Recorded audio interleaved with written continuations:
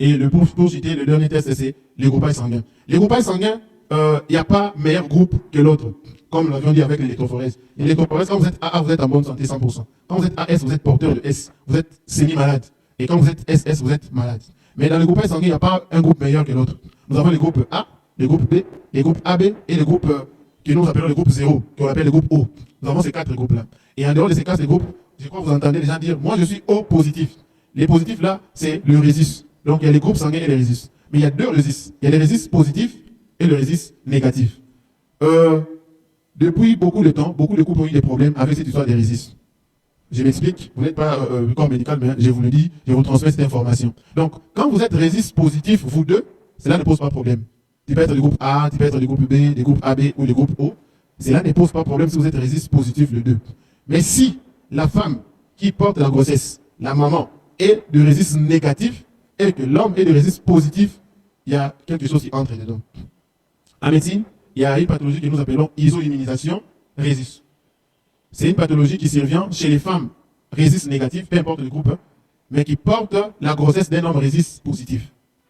Il y aura mélange du sang du groupe O positif et du groupe O négatif. Les côtés négatifs du résus, ça va faire en sorte que dans la circulation du sang de l'enfant, il va y avoir ce que nous appelons la glutination. Les sangs vont se coaguler. Et à la longue, ce sont des enfants qui sont voués à mourir, soit dans la vie intra-utérine, donc pendant que l'enfant est dans les seins de sa mère, ou d'autres. Il faudrait diminuer les mots forts là, oui, comme les intra, utérine. Dans la vie intra-utérine, oui, pendant la grossesse. Là maintenant, il faudra emmener ça dans le mot vraiment simple, hein, pour qu'on comprenne. Donc, vous verrez, l'enfant peut mourir déjà pendant qu'il est dans le ventre de sa mère. Voilà. Vous perdez déjà cet enfant-là. Ou d'autres, c'est à la naissance qu'il meurt. Alors, si vous n'avez pas l'information avant, qu'est-ce qui arrive? C'est que les gens crient sorcellerie, les gens crient scandale. Comment est-ce que la grossesse a bien commencé, la grossesse a bien évolué, arrivé à la fin, l'enfant meurt dans le ventre. Comment ça? Comment est-ce que la grossesse a bien évolué, mais lors de l'accouchement, nous avons un mort-né. Et ça, si vous n'avez pas l'information avant, les gens crient au scandale, crient à la sorcellerie, et on a vu des couples se déchirer comme ça. Nous, médecins pratiquants, nous avons eu beaucoup de problèmes à gérer comme ça. Et à la fin, on s'est rendu compte que non, la femme était résus négative. C'est pour cela que tous les enfants qui ont précédé là étaient en train de mourir. Mais la médecine a trouvé des solutions. Si vous avez une femme qui est résus négative et que vous connaissez déjà en avance, il y a un traitement, vous allez voir votre médecin, il y a un traitement qui existe et ce traitement va permettre à ce que la femme soit sensibilisée. Et cette sensibilisation va faire en sorte que lorsqu'elle va porter la grossesse de cet homme-là qui est résus positif, l'enfant ou le bébé qu'il porte ne va pas être victime de cette hémolyse-là ou de cette agglutination que nous avons citée tout à l'heure là. Donc, quand vous faites les groupages sanguins résus, vous faites l'électrophorèse, vous faites les tests VIH, si vous êtes dans les très bons, cela pratiquement vous permet d'être à l'aise et de faire le choix dans le calme. Et moi, je crois, si l'homme et la femme, disons les fiancés ou les futurs fiancés, futurs mariés bien sûr, sont à mesure de connaître leur état, c'est une garantie qui va faire en sorte que lorsque vous serez ensemble, vous puissiez protéger votre progéniture. Parce que l'amour, quand on y va à deux, mais nous entrons dans les mariages dans l'idée de nous multiplier. Et lorsque les enfants que vous donnez ne sont pas de bonne qualité, ne sont pas en bonne santé, ça impacte souvent négativement dans l'évolution des couples. Et beaucoup de couples ont eu ce genre de problèmes. Ce que je viens de citer là, ce sont des examens simples qu'on trouve presque partout dans notre environnement, mais seulement nous n'avions pas cette culture-là d'y aller avant. La plupart des gens que nous recevons, ils nous arrivent à une semaine du mariage. Ils sont déjà fiancés, ils ont déjà été présentés à l'église, les deux familles se sont mis d'accord, d'autres est en train d'être versés même. C'est enfin qu'ils viennent, non, l'église nous a obligés de faire le test de prédiction. Et vous avez les résultats, l'un des couples est VIH positif, l'un des couples est, les deux sont AS ou carrément l'autre est résus négatif. Du côté résus, ça pose moins de problèmes. Si vous le connaissez bien avant, vous allez suivre un traitement chez votre médecin qui va vous permettre de conserver vos enfants. Mais en ce qui concerne le AS, il n'y a pas de remède anticipé. Là, ça dépendra du couple. Si vous avez cette décision à tout prix de vivre ensemble, là, c'est votre propre décision. Mais nous, médecins que nous sommes, nous allons vous prévenir que lorsque vous allez avoir des enfants, il y a une forte probabilité que vous ayez des enfants SS et ce sont des enfants à problème. Et voilà, parfois, si vous arrivez, on arrive à les décourager. Mais comment vous allez décourager un couple qui est à une semaine de la célébration du mariage? Ça devient pratiquement très difficile. Voilà pourquoi on insiste que cela soit fait avant, pendant votre parcours, tout ce que nous avons cité comme examen soit parmi vos critères d'éligibilité. Vous vous dites, j'aime bien la personne, mais je veux aussi savoir ça chez la personne comme ça. Ça vous permet au moins de mettre les garde-fous. Et de ne pas être malheureusement surpris dans les mariages ou à une semaine de la célébration que vous et votre conjoint, vous avez le même type d'électrophorèse, donc vous êtes AS. Et là, pratiquement, ça fruse déjà des inquiétudes. Si vous avez la malchance, malheureusement, de vous retrouver comme ça dans ce genre de couple, ça va poser problème. Nous encourageons que ce soit le fiancé et les non-fiancés, et même dans le mariage déjà. Parce que quand vous êtes AS et que vous ne vous connaissez pas en avance, le premier enfant peut être épargné. Il peut être AS ou il peut être AA. Parce que dans cette histoire-là, il y a l'histoire des croisements. Quand vous êtes AS, le premier enfant, la maman a donné A, les papas aussi a donné A. Vous avez un enfant AA qui est normal. Le deuxième enfant, les papas a donné A, la maman a donné S. Vous avez un enfant SS qui porte, vous avez un enfant AS qui porte le S. Mais c'est le troisième enfant qui va prendre et le S du papa, et le S de maman. C'est cet enfant qui sort SS. On a eu des couples comme ça. Le premier enfant en bonne santé, le deuxième enfant en bonne santé, et le troisième enfant SS. Les maris s'inquiètent. Comment est-ce que nous avons deux enfants qui sont apparemment en bonne santé, mais le troisième sort SS? Nous, dans notre famille, il n'y a pas d'enfant SS. Donc, madame a triché. Quand vous les envoyez faire les électrophorèses, ce sont des ASAS qui s'ignoraient avant le mariage. Donc, pour dire que même pour ceux-là qui sont déjà dans le mariage, c'est toujours important de faire ce genre de tests et ça court la rue ici pour ne pas être surpris d'avoir des inquiétudes. C'est-à-dire quoi? Vous êtes à une semaine du mariage, vous regardez vos résultats, vous vous dites que moi je suis AS, mon fiancé aussi est AS. Comment vous allez vous en sortir? Donc, je crois que c'était ça le résumé. Et l'électrophorèse et les groupes sanguins résistent, c'est ce qui reste de façon permanente. C'est plutôt la sérologie VIH qui est renouvelable parce que une personne qui est contaminée, qui entre en contact avec le virus aujourd'hui, pour qu'on puisse retrouver les traces du virus, il faut compter 3 mois. On appelle ça la période fenêtre. Donc pendant tout ce temps-là, même si vous faites les tests, ça serait toujours négatif. Mais déjà, vous pouvez transmettre la maladie. Voilà là où les choses deviennent encore très, très compliquées. Le fait de se faire tester ces jours-là vous rassure que vous n'avez pas les virus, théoriquement, mais dans les 3 mois qui viennent, ça peut changer. Mais l'électrophorèse, si vous êtes AA, c'est à vie, parce que c'est ce que vous avez en vous, et votre groupe sanguin également, c'est échangé. Ce sont des paramètres qui ne sont pas variables. En même temps, il faudra apprendre, comme je disais ici, la compatibilité la compatibilité spirituelle. Parce que ceux qui osent à Allah, à Jésus, on aura toujours des problèmes quelque part. Alors il faut éviter ça en avance. Que ni l'un ni l'autre ne dit je veux la convertir. Parce que ça n'est pas depuis qu'Allah. Après, la musulmane, parce que je l'aime beaucoup et tout ça. Et puis elle se dit, il va se convertir. Elle va rêver grand. Moi aussi, chercher à convertir une musulmane, je vais rêver grand. Mais ça sera un grave problème. La compatibilité est le plus grand, si on doit le dire, garnisseur d'un fiançailles qui va assurer un bon mariage. Vérifiez la compatibilité. Le mariage, en tout cas, détrompez-vous. Le mariage ne se bâtit pas seulement dans l'amour ou par amour.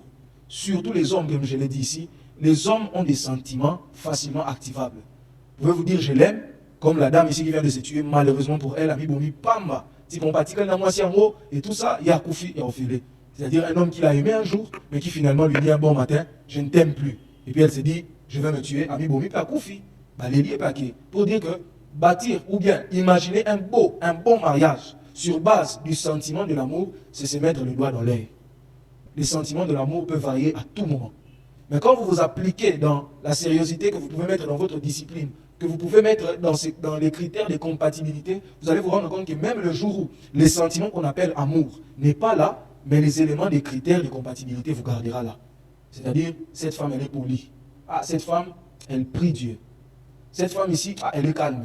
Au point que le mari peut se retrouver dehors. Il peut même avoir d'autres, des concubines. Mais il s'est dit, je ne peux pas laisser cette femme. Parce que ma concubine, non. Trop c'est la caca. Mais il y a des fois à la caravane. Et de même aussi pour la femme. La femme peut se dire un jour, cet homme ici, ce n'est pas l'argent qu'il a qui lui fait. Mais cet homme ici, par exemple, c'est un seigneur pour moi. C'est quelqu'un qui me protège. Au point qu'elle se dit, c'est vrai, ces douaniers-là me draguent. Mais il faut mieux que je reste avec cet homme, cet entrepreneur ici, parce que chez lui, je me sens protégé.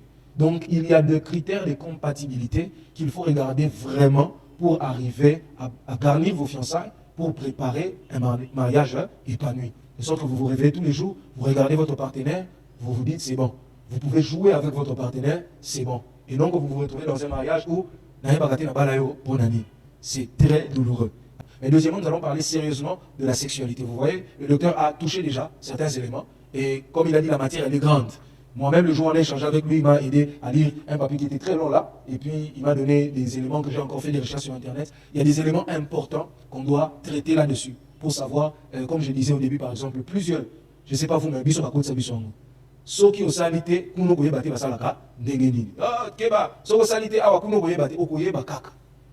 C'est un instinct chez l'homme et la femme. Dieu nous a créés comme ça. Alors on va vraiment travailler des équivoques. Et comme il a dit, il y a des choses comme l'hépatite. Donc ça tue sérieusement. Alors qu'est-ce qu'il faut faire? Et moi particulièrement, je vais intervenir sur quoi faire dans les fiançailles. Parce que plusieurs, surtout dans nos églises, on nous dit toujours ce qu'il ne faut pas faire. Mais qu'est-ce qu'il faut faire? Plusieurs se trouvent finalement se disent, dans les fiançailles, il faut faire quoi, c'est ça. C'est tout ce que vous voulez dire là. Et ça, je crois, moi personnellement, j'en ai parlé avec d'autres hommes de Dieu que j'ai déjà rencontrés. Nous devons éviter, parce que moi, je l'appelle une hypocrisie masquée. Voilà. Ne faites pas ça.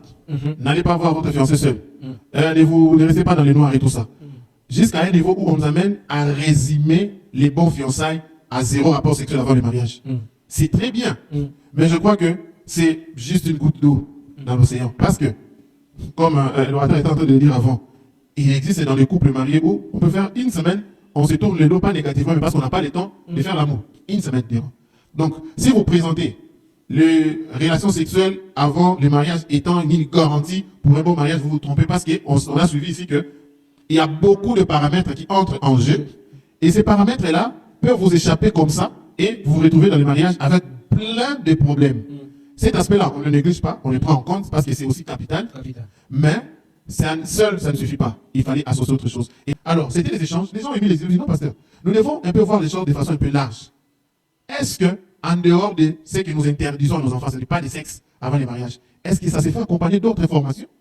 Est-ce que nous apprenons à nos filles, par exemple, comment on prend soin d'un homme? Comment on répond à un homme? Comment on prend en charge une famille? Comment on prépare à la cuisine? Comment on prépare les lits? Bref, en plus de la spiritualité, il y a les côtés formation qui doivent suivre. Une fille que vous préparez dans les mariages, elle doit être suffisamment préparée. Elle doit avoir de l'information. Un homme que vous préparez dans les mariages doit être formé. On doit dire à un homme que non, il faut que il faut qu'on batte la foyer. Bref, il doit être formé. Parce que quand vous restez, bibliquement parlant, c'est très bon. Là, c'est d'ailleurs le commencement. Tout doit partir de là. De la parole de Dieu. Mais en plus de la parole de Dieu, vous devez former la sœur. Sinon, alors, aujourd'hui, quand vous allez dans les tribunaux, ceux qui sont avocats, allez dans les tribunaux d'épée, parquet, vous trouverez sur 10 dossiers, il y a 5 dossiers de divorce. Et quand vous vérifiez, dans ces dossiers de divorce-là, il y a des chrétiens. 4 chrétiens sur 1. Je me souviens, il y a beaucoup d'aspects qui entrent en jeu, qui peuvent même te faire dégoûter les sexes là que tu fouillais dans les mariages. On se rend compte que, mais moi, je suis aimé le côté, et vous, ça doit goûter, là, pour les autres, à ça, pour les tester, et vous, pas passer bien quitter. Bref, beaucoup de choses plus importantes, plus impactantes même, qui peuvent facilement faire décourager une personne libale. Mais or, nous, on nous présente la caricature. Pas de sexe avant les mariages. J'ai dit ça sur l'église. Donc c'est pas ça. Bref, pour dire quoi? C'est cette façon de faire. Nous formons des hypocrites. Nous formons des gens. Il faut commencer à se fouiller pendant les fiançailles. Il faut commencer à s'éviter parce qu'ils craignent les sexes. Or, pendant les fiançailles, vous devez aussi vous côtoyer un peu. Cherchez un peu à voir l'environnement. Cherchez un peu à poser des questions. C'est vrai, les gens sont devenus tout petits, mais ce sont des aspects parfois que nous négligeons, mais qui ont un sens. À l'époque, on s'est marié des proximités. Famille, on va à famille, on va famille. Moi, on a très bien éduqué. Famille, on va à la niveau. Aujourd'hui, on peut trouver un fiancé aux États-Unis, tout à fait. Et voilà maintenant, pratiquement parce qu'aujourd'hui on peut contrôler entre guillemets. Allô, Nabimi, Nazoï, ça n'appelle Philippe Ossali, ça ne déracine en rien. Tout peut arriver. Donc pour dire quoi, il y a beaucoup de choses qui sont hyper importantes pendant les fiançailles, hormis les sexes. Mais beaucoup d'aspects entrent en jeu. Parce que vous imaginez, mon cher, quand vous trouvez une femme qui est incompatible, sur tous les plans, compatible seulement sur le plan sexuel, vous croyez vraiment que ce mariage va tenir? Vous voyez, ils ont rappelé, Canada, on n'a pas battu. C'est même cahier, qui est des coups. Donc pour dire qu'il y a d'autres histoires, il faut que vous voyez banane, c'est important. C'est vrai, on peut être taxé, maman, ça sonny, qui gagne banane, banane, fiancé, mais il y a bêtis solo, à sa impoli. Est-ce que tu as dit? Non, c'est vrai. Abimi, c'est écrit, mais pas face au mobile. Oui. On le voit aujourd'hui, on appelle les oncles, les tantes seulement à quelques mois de mariage. Oncle, maintenant on va en septembre. Ah, on va au bar, ça va, Togoya. Et quand vous arrivez au mariage, ça ne marche pas. On dit, famille, on a comment il fait qu'il a engagé? Aujourd'hui, beaucoup de gens se retrouvent dans cette situation. Non pas parce que mais parce qu'ils n'ont pas cherché à avoir l'information. Mais au moins autour de vous, mais moi je crois, devant d'autres histoires, il faut quand même dénoncer. Et c'est important. Parce que les gens vivent au bibozo sauveur. Hier, je l'ai dit, ça ne sert à rien de se dire, il a bien été, hein. Mais non, on peut vivre 10 ans, 20 ans. Et si les bonheurs vous ferez la grâce, vous vivez 60 ans. 60 ans de manière. Il y a qu'on est là chaque jour. Moi, je suis un couple là, la tête, vraiment, mais qu'est-ce qui se passe? Ça vérité. Ça fait 5 ans. Oh, ne comprenez pas, papa, il y a là, pour quel problème? Alors maintenant, vous venez. Vous venez en consultation pour des conceptions. Vous avez fait 5 ans, vous dormez les besoins. Vous avez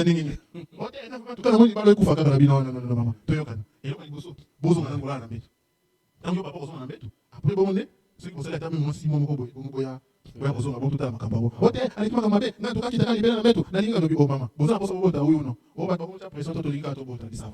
résolvez ces problèmes, vous n'êtes pas malade. On ne vous prescrit aucun médicament, on ne vous envoie pas faire les examens spéciaux. Or, après, je m'étais rendu compte que leurs parents étaient dehors. Ma parent peut pas dire vérité. Ce sont des parents, des pour ça qui vont à l'hôpital, ils vont financer ceux qui vont examiner. Bon, ça, la pauvre, faut beaucoup. Les souvent parlé, ma pauvre, il est bien. Exactement. Bon, maintenant, on est là, et tout. Les parents qui existent, non, non, le docteur, mais c'est pas examen pour ça, les alliés. Mais maintenant, on est tous les maman, à cause de l'examen. Mois prochain, 2 mois après, ah, docteur, 2 mois, tout ça. Ils avaient dit, papa, 2 mois, tout me paye ça. Non, docteur, moi, j'ai déjà suffisamment préparé quelque chose. Et ceux qui ont des examens spéciaux, pour ça, oui, papa, tu as ça la main, on se donne les numéros. Et c'est pas moi. Et là, ça va que, ils ont un problème là, c'est moi, problème d'infidélité, il paraît. Côté là, côté vraiment dégoût, et créer frigidité chez la femme, et puis impuissance chez l'homme. Parce que ils ont gardé les mauvais souvenirs. On a ça, moi, sur tes mains, contré par l'environnement. Donc, ils ont pardonné. 2 mois, 1 mois, caca. On était là, on dit, nous sommes en soutien, test est beau, c'est positif. Alors maintenant, j'ai dit, c'est communiqué. Il y a exactement fausse solution. Alors maintenant, les parents tombent dans nous, papa, tous les là, alors on s'appelle avec les parents, bon, comme le bon, c'est son accompagnement, tout divulguer secret. Voilà la vérité. Voilà. Mais c'est d'abord, il paraît que le docteur a sa vacances, docteur a sa l'autre, il a fait conseil. Voilà. On va laisser papa, tous ont livré secret, mon corps. On dit, mais ils sont le petit qui c'est ça, mais dès qu'il dit, mais oui, papa, il y a un problème. Dans les comme ça, qui boy, bah, on dit, bah, bon, mais là, qui est bien secret. Mais parce qu'il y a un problème, c'est qui est en cas, bah, le premier mois, 2e mois, rupture et côté, chaque mois, il y a un qui t'a la bombe, en fait, ça aussi, on doit me quitter ça qui azate vous avez collé ici azate moi ça tire na beto le mobile na mousse na tu non so ça na beto no ça qui ton côté ni bang bang aussi to mati na to fini sous soirée to dire aller te mettre moi mousse na OK on a l'autre à la scène vous êtes entré dans une prison personnelle il est va parler comme lui c'est pas possible il y a oui il y a comme ça on va mettre mon côté donc on va mettre mon 1 mois kaka ça va conception donc pour que beaucoup d'aspects étrangers et nos mariages ici ça masque beaucoup de choses beaucoup mais la meilleure façon le meilleur moment d'en parler sans tabou c'est pendant les fiançailles mais nous savons aussi que pendant les fiançailles c'est la période il y a moins hypocrisie c'est la même makamwa à Rogo Yangate voilà mais tant qu'on le babongo est-ce que makamwa peut dire kango c'est ça aussi les problèmes on a vu les gens prendre de sa tinique à Boaki à bien côté dans le libala tant à côté de libala à récupérer tinique naé à comment t'en na mosusu oh kingani yéoka comme même le mari s'étonne ou la femme s'étonne ngani bien la cigarette ngani ba kabela masanga te mais et comme les libres pour dire quoi tous à la comme le rater tous à la masquer par l'amour seulement c'est vrai l'amour c'est les déclics non pas c'est bon non c'est plein mais en dehors de tout ça ajouter tout ce qu'on a dit ici vous ne perdrez rien vous allez plus gagner parce que sur le il y a bien dit tout va d'accord c'est très dangereux parce que comme le orateur l'a dit à quoi peut changer mais dans la chance mais bon ça va changer c'est bon au vivre voilà donc c'est très important donc on va plus approfondir ça le mois prochain la fin du mois prochain si vous étiez là hier vous allez déjà écouter plusieurs éléments que le docteur Guillaume avait déjà mis en place mais ce sont des éléments qu'on va traiter et si vous êtes dans une église où on vous parle déjà de sa gloire à Dieu parce que déjà la sexualité est un sujet très tabou. Or en Afrique il y avait ce qu'on appelait l'initiation. On initiait les enfants, les femmes en fait, qui se préparaient. Et du côté de ma mère, en fait, on préparait au point que ceux qui m'ont bali, bati na gana moi na moko. Akeneko yeko la sala misala et tout ça. Le yepo akeli bala na asala kango. Au point que quand vous épousez quelqu'un du côté de ma mère, on vous moi pas si aïe bamsate donc bah bulldozer. Elles savent comment, par exemple, étaler les lits. Les hommes ici, vous savez que vous ne savez pas étaler les lits. D'ailleurs, même plusieurs hommes ici ne savent pas se laver. Hein. Moi, quand je me suis marié, quand on m'a lavé, j'ai compris que je ne savais pas me laver. Les hommes ne savent pas se laver, surtout les entrepreneurs. Ils savent, ils se lavent très mal. Donc, il y a des éléments qu'une femme doit savoir. Donc, quand ma femme m'a lavé, j'ai dit, oh, on se lave comme ça. Donc, des fois, chez les hommes, ça passe. Hein, mais si une femme ne sait pas certaines choses, comment on chérit un homme, comment on prend soin de lui, comment est-ce qu'on répond à un homme, c'est fini. Hein. Et dans le fiançailles, comme le docteur a appuyé, on nous dit ce qu'il ne faut pas faire, mais on va nous dire maintenant ce qu'il faut faire. Parce que comme on a dit, on crée des hypocrites. Des gens qui marchent l'un devant, l'autre derrière, mais ce qu'ils font, même ceux qui se touchent là, ils ne font pas ça. Ah, il faut être bien habillé. Je suis pour ces choses. Mais à quoi ça sert d'avoir une longue robe qu'on peut facilement soulever n'importe quand? Donc il faudrait qu'on se dise les choses clairement. Et pour finir, par exemple, à l'église, est-ce qu'on dit aux frères comment est-ce qu'il faut draguer la sœur? Mais on condamne les frères. Oh, les frères, quand ils draguent les sœurs, ils disent toujours à la sœur, Dieu m'a dit. Mais est-ce qu'on a dit aux frères comment est-ce qu'on drague les sœurs? Au point que, soit les frères, ils ne savent pas du tout draguer, soit les frères, ils draguent comme à l'époque où ils étaient païens. Ah, c'est un ACP, j'allais continuer l'impureté. Moussou Soupé a vu qu'on draguait. Oh non, ces jours-là, j'avais fait un rêve. J'ai vu qu'on s'était touché. Tu avais la robe blanche. Moi, j'avais la veste. J'avais porté le nez rouge. Dieu m'a dit qu'on va se marier. Serre, si on te drague comme ça, dis non directement. Ne lui dis même pas, oh, je vais aller prier. Dis-lui non. Quand on drague, il faut s'assumer. Toi, tu as rêvé. Si tu es convaincu que c'est Dieu qui t'a dit, il faut dire à la serre. Et il ne faut pas aller dire directement, mais il y a des stratégies qu'on va donner. Il faut approcher la personne, confirmer que c'est la personne, et approcher la personne, savoir, faire de lui son ami, et puis après, c'est bon.